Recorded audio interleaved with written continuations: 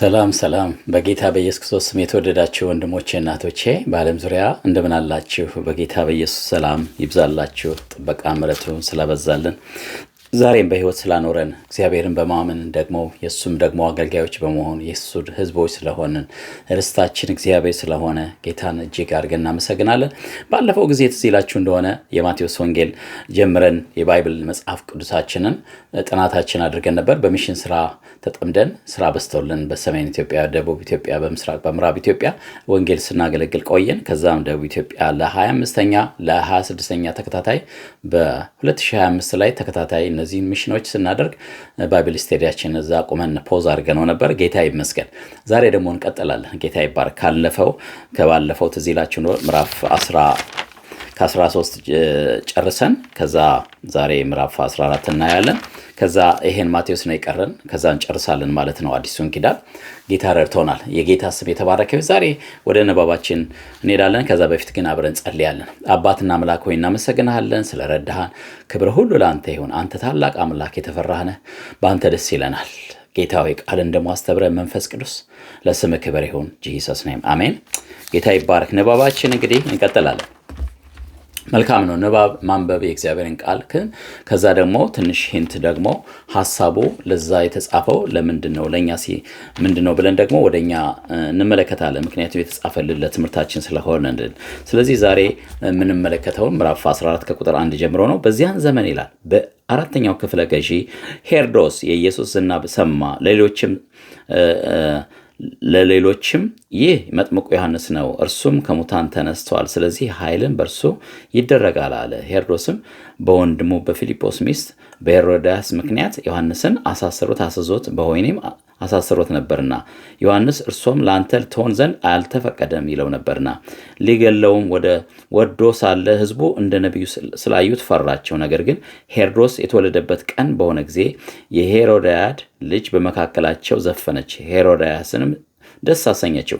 ስለዚህ የምትለምነውን ሁሉ እንዲሰጣት ከመሐላ ተስፋ አደረገላት። እርሷም በእናቷ ተመክራ የመጥምቁ ዮሐንስን ራስ በዚህ በወጭት ስጠኝ አለችው። ንጉሥም አዘነ። ነገር ግን ስለ መሐላው ከእርሱ ጋር ስለተጠቀሙት ወይም ደግሞ አብረው ስለተቀመጡ ሰዎች ስለ ሰዎቹ እንዲሰጡት አዘዘ ይላል። ልኮም ዮሐንስን ራስ በወህኒ አስቆረጠው። ራሱን በወጭቱ አውጥቶ ለብላቴናው ሰጧት። ወደ እርሷም ወደ እናቷም ወሰደችው። ደቀ መዛሙርቱም ቀርበው እነሆ በድኑን ወስደው ቀበሩት። መጥተውም ለኢየሱስ አወሩለት። ኢየሱስ በሰማ ጊዜ ከዚያም ብቻውን ወደ ምድረ በዳ ታንኳ ፈቀቅ አለ። ሕዝቡም ሰምተው እነሆ ከከተማቸው በእግር ተከተሉት። መጥተው በብዙ ሕዝብ አየና አዘነላቸው። ድውዮችን ፈወሰ። በመሸ ጊዜ ደቀ መዛሙርቱ ወደ እርሱ ቀርበው ቦታው ምድረ በዳ ነውና አሁን ሰዓቱ አልፏል፣ ወደ መንደሮች ሂደው ለራሳቸው ምግብ እንዲገዙ ሕዝቡን አሰናብት አሉት። ኢየሱስም እናንተ የሚበሉትን ስጧቸው አላቸው። እነሱም ከ5 እንጀራና ከ2 ዓሣ በቀር በዚህ የለንም አሉ። እርሱም እነዚያን ወደዚህ አምጡልኝ አላቸው። ሕዝቡም በሳር ላይ እንዲቀመጡ አዘዘ። 5 እንጀራ 2 ዓሣ ይዞ ወደ ሰማይ አሻቅቦ አየና ባረከ። እንጀራውን ቆርሶ ለደቀ መዛሙርቱ ሰጠ። ደቀ መዛሙርቱ ለሕዝቡ ሁሉም በልተው ጠገቡ። እነሆም ደግሞ የተረፈውን ደግሞ ቁርስራሽ 12 መሶብ ሞሉ አነሱ። ከሴቶች ከልጆች በቀር የበሉት 5000 ወንዶች ያህሉ ነበረ። ወዲያውም ሕዝቡ ሲያሰናብት ሳለ ደቀ መዛሙርቱ በታንኳ ገብተው ወደ ማዶ እንዲቀድሙት ግድ አላቸው። ሕዝቡም አሰናብቶ ይጸልይ ዘንድ ብቻውን ወደ ተራራ ወጣ። በመሸ ጊዜ ብቻውን በዚያ ነበረ። ታንኳም አሁን በባህር መካከል ላለ ነፋስ ከወደፊትም ነበረች፣ ከማዕበል ትጨነቅ ነበረ። በሌሊቱም በአራተኛው ክፍል ኢየሱስ በባህር ላይ እየሄደ ወደ እነርሱ መጣ። ደቀ መዛሙርቱ በባህር ላይ ሲሄድ ባዩት ጊዜ ምትሃት ነው ብለው ታወኩ፣ በፍርሃት ጮኹ። ወዲያው ኢየሱስ ተናገራቸው። አይዟችሁ እኔ ነኝ አላቸው። አትፍሩ አላቸው። እኔ ነኝ አላቸው። እኔ ነኝ አትፍሩ አላቸው። ጴጥሮስም መልሶ ጌታ ሆይ አንተስ ከሆንክ በውሃ ላይ ወደ አንተ እንድመጣ አዘዘኝ አለው። እርሱም ና አለው። ጴጥሮስም ከታንኳ ወርዶ ወደ ኢየሱስ ሊደርስ በውሃው ላይ ሄደ። ነገር ግን ነፋሱ ኃይል አይቶ ፈራ። ሊሰጥምን በጀመረ ጊዜ ጌታ ሆይ አድነኝ ብሎ ጮኸ። ወዲያውም ኢየሱስ እጁን ዘረጋና አዘዘውና እጁን ዘርግቶ ያዘውና አንተ እምነት የጎደለ ስለምን ተጠራጠርክ አለው። ወደ ታንኳይቱ በወጡ ጊዜ ነፋሱ ተወ። በታንኳይቱ የነበሩ በእውነት የእግዚአብሔር ልጅ ነህ ብለው ሰገዱለት። ተሻግረው ወደ ጌርሶኖን ምድር መጡ። በዚያን ቦታ ሰዎች ባወቁት ጊዜ በዙሪያ ወዳለው አገር ሁሉ ላኩ። ሕመምተኞች ሁሉ ወደ እርሱ አመጡ። የልብሱ ጫፍ ሁሉ ሊዳሱ የለምኑ ነበረ። የዳሰሱት ሁሉ ድሃ ነው። የዳሰሱት ሁሉ ድሃ ነው። በዚህ ውስጥ የምንመለከተው አንዳንድ ሀሳቦች አሉ። አንደኛ የምንመለከተው ስለ መጥምቁ ዮሐንስ ነው። መጥምቁ ዮሐንስን እንመለከታለን። መጥምቁ ዮሐንስ የጽድቅ ሰው ነው። የመጥምቁ ዮሐንስ አገልግሎት በኤልያስ መንፈስ የመጣ እግዚአብሔር ከምድረ በዳ እነሆ ድምፅ ነኝ ብሎ ከምድረ በዳ ያሳደገውና በእግዚአብሔር ድምፅ የመጣ ነው። በነቢዩ ኢሳይያስ እንደተናገረ ምድረ በዳው ላይ እግዚአብሔር እነሆ አዋጅን የሚያውጅ ነቢይ ወይም ደግሞ ለመሲሁ ለኢየሱስ ክርስቶስ መንገድ ጠራጊ እነሆ በምድረ በዳ አዋጅን የሚያውጅ ብሎ ትዝ ይላችኋል። ምዕራፍ 40 ላይ ኢሳይያስ ምዕራፍ 40 ላይ የምንመለከተው ይሄን ቃል ነው። አጽናኑ ሕዝቤን ካለ በኋላ እግዚአብሔር የአዋጅ ነጋሪ ቃል የእግዚአብሔር መንገድ በምድረ በዳ ጥረጉ፣ ለአምላካችን ጎዳና በበረሃ አስተካክሉ፣ ሸለቆ ሁሉ ከፍ ይላል፣ ተራራው ሁሉ ኮረብታ ሁሉ ዝቅ ይበል፣ ጠማማ ይቃናል፣ ሰርጓጉጡ ሜዳ ይሆናል፣ የእግዚአብሔርን ክብር ይገለጣል፣ ስጋ ለባሽ ሁሉ በአንድነት ያየዋል፣ የእግዚአብሔር አፍ ተናግሯልና የሚለው ትንቢት ይፈጸም ዘንድ ኢየሱስ ክርስቶስ ከኤልሳቤጥ ማለት ዮሐንስ ከኤልሳቤጥና ከዘካርያስ መጣ። እሱም ደግሞ ልጅ ሆኖ ጠነከረ። ከዛ በኋላ ለእስራኤል እስኪገለጥ ድረስ በምድረ በዳ ኖረ ይላል። ከዛ በኋላ 30 ዓመት ቆይቶ እና መጣ። ምክንያቱም በእስራኤል እግዚአብሔር ከነቢያቱ በኋላ ወገኖቼ ይሄን ኢየሱስ ክርስቶስ እስኪመጣ ድረስ 400 ዓመታት ምንድን ነበር? የጨለማ ዘመን ነበረ። ይሄን ጨለማ አንድ ቅባት ያለው ሰው መጥቶ ይሄን ጨለማ ገፈፈው። ዮሐንስ መጥምቁ በኤልያስ ቅባት የተነሳ ሰው መጣና ገፈፈውና አሁን ለንስሐ ምን አድርጉ? ፍሬ አድርጉ። እምቢ ብትሉ ግን ትቆረጣላችሁ። እሱ ከኔ የሚበልጥ አለ ይመጣል። እሱ በመንፈስ ቅዱስና በእሳት ያጠምቃችኋል። መንሹ በእጁ ነው፣ አውድማውን ፈጽሞ ያጠራዋል እያለ እየሰበከ በምድረ በዳ መጣ። ወደ ዮርዳኖስ መጣ ሊያጠምቅ። በኋላ እኔ ያጠምቃለሁ፣ እሱ ግን በመንፈስ ቅዱስ ያጠምቃል። እሱ ሊልቅ እኔ ላንስ ይገባኛል እያለ እየሰበከ ሲመጣ በዛን ዘመን ሮማውያን ይገዙ ነበረ። በዛን ሰዓት ደግሞ ሄሮድስ የሚባል ደግሞ እሱ ገዢ ደግሞ ይሁዳ የሚገዛ እሱ ነበረ። ከዛ በዛ መካከል ላይ ነው እንግዲህ ይሄ ሰው ወገኖቼ ሆይ ሚስት ነበረው እና ካሁን በፊትም ደግሞ የወንድሙን ሚስት ደግሞ አግብቶ ደግሞ እንትን ሲያደርግ ተቃወመው። ይሄ ትክክል አይደለም፣ ላንተ የወንድም ሚስት ላንተ ልትሆን አይገባትም ብሎ በድፍረት የሚናገርና የሚገስጽ ነብይ ነበረና መጥምቁ ዮሐንስ በዚህ ምክንያት እቺ ሴት ሪቬንጅ ልታደርገው መጣች። እቺ ክፉ አመፀኛ መንፈስ ያለባት ሴትዮ ሄሮዳያስ ምትባል ናት እና እሱን ፈለገችው ንጉሱን። ስለዚህ ለልጇ ነገረች እና ስትዘፍን ስጦታ እንዲሰጣት በማድረግ እና ምን ልስጥሽ ሲላት የሚገርም ነው የጠየቀችው። የዮሐንስ መጥምቅ በእናቷ ተመክራ ዮሐንስን መጥምቁ ራስ ፈልጋለሁ አለችው።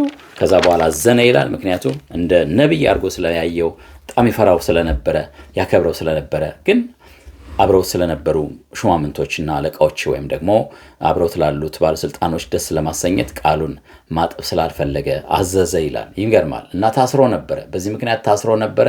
እስር ቤት ነበረ። እዛው እስር ቤት ሂዶ አንገቱን ቆረጡት። ከዛ በኋላ በዱን መተው እንደቀበሩት መጽሐፍ ይናገራል። እና ጌታ ኢየሱስ ስለ ዮሐንስ መጥምቁ ይናገራል። ጌታ ኢየሱስ ክርስቶስ እነሆ የምትመጣው አንተ ነህ ወይስ ሌላ እንጠብቅ ብሎ አንዴ ተስፋ ቆርጦ ሐዘን ላይ ያለ እስር ቤት ውስጥ እያለ ሲነግረው ምክንያቱም ያንን ዮሐንስ የተናገረበት መንፈስ መጀመሪያ እንደዛ አልነበረም። እሱ የዓለም ሁሉ በግ ነው፣ የእግዚአብሔር በግ፣ የዓለምን ሁሉ ኃጢአት የሚያስወግድ የእግዚአብሔር በግ፣ እሱን ስሙት እያለ ለእስራኤላውያን መንገዱን ከፍቶ የሰጠው ነው ማን? መጥምቁ ዮሐንስ። ስለዚህ ጌታ ኢየሱስ ምን አለ? እነሆ ብፁዓን ናቸው በእኔ የማይሰናከሉ፣ ዕውሮች ያያሉ፣ ሙታን ይነሳሉ፣ ሽባው ይተረተራል፣ ለምጻሞች ይነጻሉ። በእኔ የማይሰናከል ብፁዕ ነው፣ እንዳትሰናከል ተጠንቀቅ። እነሆ አንተ ያደረከው ስራ ጆብ በጣም ጥሩ ነው አለ። እሱ ደግሞ የሚጠብቀው መሲህ ሲመጣ ምንም እንኳን ዕውሮችን ቢያበራ ሽባውን ቢተረትር እነሆ ወንጌል ቢሰብክም ግን ይፈርዳል ብሎ ነበር። ምክንያቱም መጀመሪያ ምዕራፍ 3 ማቴዎስ ላይ አይታችሁ እንደሆነ ይፈርዳል ብሎ ነበር የተናገረው። እሱ ሲመጣ መንሹ በእጁ ነው፣ አውድማው ፈጽሞ ያጠራ። ምን ማለት ነው? ይፈርዳል ነው። ብቻ ማዳን ብቻ አይደለም፣ ይፈርዳል። እና የታለ ፍርዱ? እነዚህ እስራኤላውያን፣ እነዚህ ፍልስጤማውያኖች፣ እነዚህ ሮማውያኖች በሀገራችን ላይ በህዝባችን ላይ እንደዚህ ሲሆን እኔም እስር ቤት እንኳን ሲከቱኝ እንዴት ዝም ትላለህ ነው ነገሩ። ተሎ ለምን አትፈርድም ነው። ኢየሱስ ግን የሚገርመው ነገር ያደረገው ይገርማል። የእግዚአብሔርን ሐሳብና ፈቃድ ማወቅ እንዴት ትልቅ ነገር ነው። እና የእግዚአብሔር አሰራር የሚባል ነገር አለ። በራሱ ዘመንና በራሱ ጊዜ አብ ያደረገውን እናንተ ልታውቁ አይገባችሁም ብሎ እንዲያውም ሐዋርያቶችን ትዝ ይላቸዋል። ወደ ጌታ ወደ አባቴ እሄዳለሁ ሲላቸው እንዴ የታለ የእስራኤል መንግስት ብለው ጠየቁት ይላል። ይሄ ለእናንተ አልተሰጣችሁ፣ ለእናንተ መንፈስ ቅዱስ ተሞልታችሁ ለሰዎች ወንጌል መስበክ ነው የእግዚአብሔር መንግስት። ግን በራሱ ጊዜ በራሱ ሐሳብ አብ ያደረገውን ዘመናትና ወራት ታውቁ ዘንድ ለእናንተ ለእኛ የተፈቀደልን አለ፣ ያልተፈቀደልን አለ፣ በእግዚአብሔር ጊዜ የሚሆን እና እዚህ ላይ ነው ዮሐንስም የእግዚአብሔርን ሐሳብ የአብን ፈቃድ አለማወቁ ነው እዚህ ላይ ተስፋ እንደ መቁረጥ ያደረገ ይመስላል። ምክንያቱም እሱ ነው በሩን ከፍቶ ያስገባው እንዲያገለግል 6 ወር ሰብኮ በሩን ከፍቶለት ከሰጠው በኋላ ጌታ ኢየሱስ 3 ዓመት ተኩል ብሎ አገልግሎ የሄደው በሱ አገልግሎት እና ምንድን ነው ያለው? አይዞህ ነው ያለው፣ አበረታው። ግን እዚህ ላይ ግን ስንመለከት የሚገርማችሁ ነገር ወስደው ደቀ መዛሙርቱ ቀርበው በድኑ ወስደው ምን አደረጉት? ቀበሩት ይላል። መጥተው ለማን ተናገሩ? ለኢየሱስ ተናገሩ፣ አወሩለት። ጌታ ኢየሱስም ምን አለ? ኢየሱስም በሰማ ጊዜ ከዚያ ብቻውን ወደ ምድረ በዳ በታንኳ ፈቀቅ አለ እንጂ ሂዶ ተከራከረ አይልም። ኢየሱስ አሁን በስጋ የሚገለጥበታል። አሁን ኢየሱስ ክርስቶስ የመጣበት ዓላማ ምንድን ነው?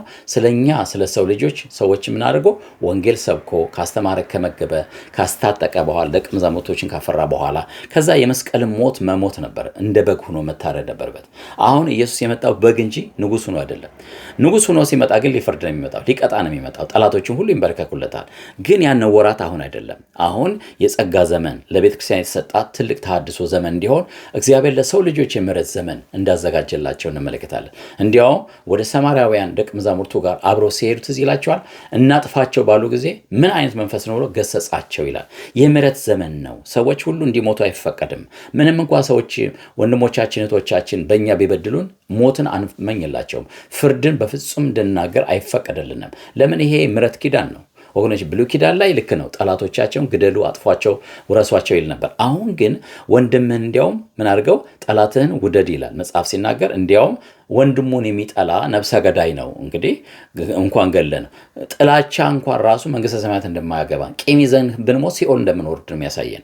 ስለዚህ በወንድም ያለውን ነገር ተው ነው የሚለው መጽሐፍ ቅዱስ። እንዲያውም ብዙ 7 እጥፍ ሂድ፣ 1 ማይል ቢጠይቀ 7 ማይል ሂድ እና ብድራት በቃ የፍቅር ህይወት እንድንኖር የምህረት ህይወት እንድንኖር ወንድሜ ቢበድለኝ ስንት ጊዜ ይቅር በለው? 7 ጊዜ ብሎ ጴጥሮስ ጠየቃት። 7 ጊዜ በቀን 7 ጊዜ ይቅር ያለ የለም ጴጥሮስ እንደዛ።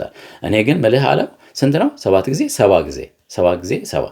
የሚገርም ነው። 490 ጊዜ ምህረት አድርግለት። ምህረት እንድናደርግ ታዘናል። በሰዎች ደም እንዳይኖረን፣ በእጃችን ደም እንዳይኖረን፣ ንጹሐን እንድንሆን እግዚአብሔር ይፈልጋል፣ ይጠይቀናል። እግዚአብሔር በሰውና በእግዚአብሔርና በሰው መካከል ነውር ነቀፋ የሌለባት ህሊና እንድትኖረን እተጋለሁ እንዳለ ጳውሎስ፣ እኔና እናንተ በጽድቅ እንድንመላለስ የእግዚአብሔር ፈቃድ ነው። ኢየሱስ ክርስቶስ አልፈረደም። በዚህ ሰዓት ምንመለከተው በምህረት ነው። ምንመለከተው ይሄ ሰው በቃ ስራውን ጨርሷል፣ አኮምፕሌሽ አድርጎ ነው አገልግሎት ሄደው። ስለዚህ በመስዋዕትነት እንደሚሄድ ስለሚያውቅ ከአብ ጋር አብሮ ተነጋግረዋል። ስለዚህ ኢየሱስ ክርስቶስ ዝም ብሎ ምን አደረገ? ወደ ምድረ በዳው ሄደ ይላል። ምንም አላላቸው። እነሱ ሂዶ የሚከራከር ፍርድ ቤት ሁሉ የሚቆም ዛሬ ወንድሞች እናቶች፣ ወንድማችን እህታችን ፍርድ ቤት ይዘን ልንቀርብ በፍጹም አይፈቀድልንም። የፈለገ ቢወስዱት ይሻላል። መጽሐፍ ሐዋርያ ጳውሎስ ሲናገር ብትበደሉ አይሻልም? ወንድማችን እህታችን ብትበድለን ቢበድሉን ይሻላል፣ ቢያታልሉን ይሻላል ከምን በድል ከምናሳዘን።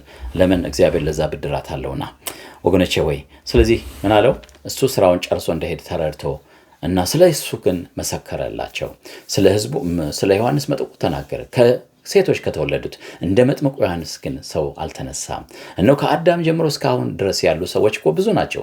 ታላላቅ ሰዎች እኮ ተነስተዋል። ኃያላን የተባሉ ብርቱ የተባሉ እንደ ኤልያስ፣ እንደ አብርሃም፣ አይስሐቅ፣ ያዕቆብ፣ እንደ ዳዊት አይነት ጀግኖች፣ እነ ጳውሎስ፣ ጴጥሮስ፣ እነ ጳውሎስ ትልልቅ፣ እነ ዳንኤል የተባሉ ትልልቅ። እነዚህ ሁሉ ይበልጣል። ከሰው ልጆች ከሴቶች ከተወለዱት እንደሱ የሚበልጥ በምድር ላይ አንድም የለም። የሚገርም ነው። ይሄ ሰው ግን ድምፅ ነኝ ያለ ነው። ራሱን ያዋረደ ነው። የሚገርም ነው እንዴት እንደበለጠ ራሱን ዝቅ አድርጎ እሱ ሊልቅ እኔ ላንስ ይገባናል። ምን አይነት ሰዎች ነን ዛሬ? ምንም አገልጋይ ብንሆን ቀይ ካርፔት ምንፈልግ፣ ትልቅ ቤት ምንፈልግ፣ ከኛ ይልቅ ከወንድሞቻችን ይልቅ የኛን ነገር ከፍ ከፍ የምናደርግ ስንቶች ነን? እግዚአብሔር ይህን መንፈስ ይጠላዋል። እኛ ይልቅ ወንድሞቻችን እንዲቀድሙ፣ ሰዎቻችን እንዲከብሩ፣ እግዚአብሔር አምላክ እኛ ዝቅ እንድንል፣ እኛ መንገድ እንድንሆን፣ ለሰዎች ሰርብ እንድናደርግ። እንዲያውም ከእናንተ ታላቅ የሚሆን ሰው ዝቅ ይበል ይላል። እንዲያውም እኔ እናንተን እግር ካጠቁ እናንተ ደግሞ አበስታችሁን አድርጉ። ትህትናን አስተማረን ጌታ። ስለዚህ ራሱን ዝቅ የሚያደርግ ከፍ ይላል ነው ያለው። ስለዚህ ባዶ ሆኖ መጣ ኢየሱስ። አይገርማችሁም? ከስሙ ከሁሉ በላይ ደግሞ የመጨረሻ የሆነው የነ ጴጥሮስን እግር ሲያጥብ ነው። ዝቅ ብሎ ማጠብ በዕብራውያን በጣም ክልክል ነው። በጣም እሱ ግን የመጨረሻውን ቦታ ያዘ። እግዚአብሔር ግን ያለ ልክ ከፍ ከፍ አደረገው። ኢየሱስ ከፍ ከፍ አለ። ሃሌሉያ። ስለዚህ ይሄ ዮሐንስ መጥምቁ በምድር ላይ እንደሱ አይነት ሰባኪ ብንሰብክ የፈለገ ተአምራት ብናረግ እንደ ዮሐንስ የሚያክል የለም። ዮሐንስ አንደኛ ነው። ጌታ ይባረክ። ለምን? በምድር ላይ እንደሱ አይነት ሰው የለም ብሎታል። በመንግስተ ሰማያት ግን ከሁሉ የሚያንሰው ሰው ይበልጠዋል ይላል። ይገርማል እግዚአብሔር አሰራር። ከዛ ስንመለከት ከዛ በኋላ በሰማ ጊዜ ከነሱ ተለይቶ ሄደ ይላል። ከዛ በኋላ የምንመለከተው ምንድን ነው? ብዙ ሰዎች መጡ ወደ ጌታ ኢየሱስ መጡ። ወደ ታንኳ መጡ። እሱም ይሰብክላቸው ነበረ። ምግብ አልበሉም፣ ምግብ አበላቸው ይላል። ከዛም ታምራት ሆነ። በ2 እና በ5 እንጀራ በጣም አጠገባቸው። እግዚአብሔር አትረፈረፈው እና ገረማቸው። ይሄ ብቻ አይደለም። ይሄን አሰናብቶ እንደገና ሊጸልይ ደግሞ ብቻውን ከአባቱ ጊዜ ወስደ ነበር። ስንቶቻችን ነን ከአገልግሎት ግርግር ብዛት ወጥተን ለብቻችን ጌታን የምንፈልገው እና እንድንጸልይ የምንፈልገው? ጸሎታችን እንዳይወሰድብን በአገልግሎት ብዛት ወገኖቼ ሆይ ባዶ እንዳንሆን እንድንጸልይ፣ እግዚአብሔር ኃይል እንድንሞላ፣ የእግዚአብሔርን ቃል እንድንሞላ፣ የእግዚአብሔር ጸጋ እንድንሞላ፣ አሁንም ፊቱ እንድንፈልግ፣ እሱን ስናውቀው እሱ ጋር ስንነጋገር ኃይል ይሆንልናል። እግዚአብሔር ልጅ ኢየሱስ ክርስቶስ እንኳን መጥቶ በምድር ላይ በቃ ከአባቱ ጋር ያለውን ጊዜው ለማንም አያስነካም ነበረ። ጊዜ አገልግሎት አለው፣ ግን ከሁሉ በላይ ለአባቱ ለጸሎት ጊዜ ይሰጥ ነበረ። ከአባቱ ጋር ይነጋገር ነበረ። ሌሊቱን ሁሉ ሲነጋገር አደረ። ከዛም በኋላ ደግሞ እነሱን ሸኝቶ እሱ ደግሞ በተራራ ቆይቶ ከዛ በባህር ላይ በሌሊት መጣ። እነሱ ደግሞ በዛች ትንሽ ጀልባ ሲሄዱ ድንገት ተያዩ። ያን ጊዜ ጮሁ ይላል። አይዟችሁ አላቸው ጌታ ኢየሱስ። ምን አላቸው? እኔ ነኝ፣ አትፍሩ። አንዳንድ ጊዜ የሚያስደነግጠን የሚያስፈራን ጊዜና ወቅቶች አሉ። ጌታ ግን አይዟችሁ አትፍሩ፣ እኔ ከእናንተ ጋር ነኝ ብሎ ይናገራል። ያጽናናናል፣ ያበረታናል። የሚገርም ነው። አንተ እንገራ ከሆንክ ታዲያ ለምን አትሞክርም እንዴ? አንተማ ከሆንክ ኢየሱሴ ጥራኝና እባክህ ልሂድ አለ እና መጽሐፍ ቅዱስ ሲናገር የሚገርም ነው። ጴጥሮስ በባህሩ ላይ ሄደ። ማንም በምድር ላይ በባህር ላይ ሄደ የሚላል። ይሄ ሰው የእምነትን እርምጃ እንዴት እንደተለማመድን እንመልከት። ዛሬ በእምነታችን እንድንለማመድ እግዚአብሔር ይፈልጋል። እምነት መለማመድ ነው። አያችሁ፣ እምነት ከመስማት መስማት ከእግዚአብሔር ቃል ነው እና አለው። ከዛ በኋላ ተጠራጠረ። ወጀቡን ማዕበሉን ሲያይ ፈራና ሰመጠ። ኧረ ጌታ ሆይ አድነኝ አለው። አንተ እምነት የጎደለ ስለምን ተጠራጠርክ አለው። ከዛ በኋላ ወደ ታንኳይቱ በሰላም ገቡ። ይሄ የእግዚአብሔር ልጅ ነው ብለው ምን ሆኑ? ሰገዱለት፣ አመለኩት፣ እግዚአብሔርን አወቁት። ጌታ ይባረክ። ዛሬ ወገኖቼ በየጊዜው እምነት እንድንለማመድ ይፈልጋል። በማዕበሉ ላይ በወጀቡ ላይ ጌታ የሆነው እሱ አንዳንድ ጊዜ እለፍ ይለናል። አብረን በእምነት እንድናልፍ ይፈልጋል እና ግራና ቀኛችን እንዳንመለከት ጌታን ብቻ እንድንመለከት መጽሐፍ ይናገራል። የእምነታችንን ጀማሪና ፈጻሚውን እሱ ክርስቶስን ተመልክተን በፊታችን ያለው ሩጫ በእምነት እንሩጥ ብሎ የዕብራውያን ጸሐፊ ምዕራፍ 12 ላይ ይነግረናል። ምን ማለት ነው? ኢየሱስን ስንመለከት ማዕበሉ ይታዘዘልናል። ወገኖቼ ሆይ ኖ ማዕበሉ ጸጥ ይላል። ጌታ ኢየሱስ እንደዛ ነው። የእምነታችን ፈጻሚ ኢየሱስን ተመልክታችሁ በፊታችን ያለውን ሩጫ በትዕግስት እንሩጥ። እሱን ነውር ነቀፋ በፊቱ ስላለው ደስታ በመስቀል ታግሶ በእግዚአብሔር ዙፋን ቀኝ ተቀምጧልና። ዛሬ የምንማረው ምንድን ነው? በዚህ ውስጥ በእምነት መንቀሳቀስ፣ በእምነት መታዘዝ። እግዚአብሔር ልጅ ኢየሱስ ቃል ከሰጠን በእምነት ስንናገር እግዚአብሔር ቃሉን ያጸናልናል። ጌታ ይባረክ። አንድ ወቅት ላይ በወንጌል አገልግሎት ወደ ቤልሻንጉል ሂጄ ነበርና ጌታ ነው የላከኝ። ጌታ በዛ ሂዳለኝ። ከዛ ቆይቼ ስመለስ ግን የመጣንበት በረሃ ነውና ሙሉ ሌሊት ስለተጓዘን አሁንም ደግሞ የምንጓዘው ጨለማ ውስጥ ነውና ብዙ ሸለቆ አለ። በጣም ያስፈራሩ አውሬዎች አሉ እና ጨለማ ነው። በተራራ ያሉ ሸለቆና በዛ ውስጥ አልፈ መሄድ ነበረብን። ከሜዳ ከበረሃን የመጣ ነውና ከሱዳን ጠረፍ ማለት ነው። አሁን እየተመለስና መንፈስ ቅዱስ በልቤ ውስጥ እምነት ሞላኝ እና ቀን በደመና ሌሊት በሳምታን አምድ ህዝቡን መርቶታል የሚል ድምፅ ነው የመጣው እና ወንድሞችን ምን አልኳቸው? እነሆ ይሄን ጨለማ እግዚአብሔር ዛሬ ምን ያደርገዋል?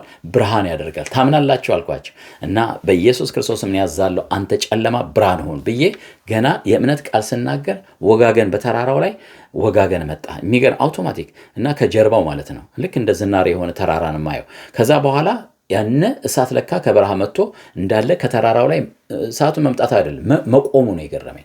ልክ እንደ እሳት ነበልባል ዙሪያውን በሙሉ ይበራ ነበር። በዛ ብርሃን ያንን ጨለማ ያንን ሸለቆ ተሻግረን በእምነት ተራራውን አልፈን ሄድን። ከዛ በኋላ እሳቱ መልሶ ወደ መጣንበት ሄደ፣ ወደ በረሃው። የሚገርም አምላክ ነው። አንዳንድ ጊዜ እምነት እንድንፈትን በእምነት እንድንራመድ በእምነት አክት እንድናደርግ ተአምራት እንዲሆን እግዚአብሔር ይፈልጋል። እና አንድ ጊዜ ደግሞ ሆዱ የተነፋ ልጅ ነው። አባትየውን ምን አልኩት? ይሄ ብላቴና ታሟል፣ ጌታ ግን ይፈውሰዋል፣ ይመለሳል፣ ታምናለህ? ጸሐቀ። ከዛ በኋላ ስጸልይለት የሚቀጥለው ቀን ተፈወሰ። ጌታ ይረዳናል። ዛሬ የእምነት ነገር እንጀምራለን። አሜን። ተባረኩ። ሰላሙን ባይ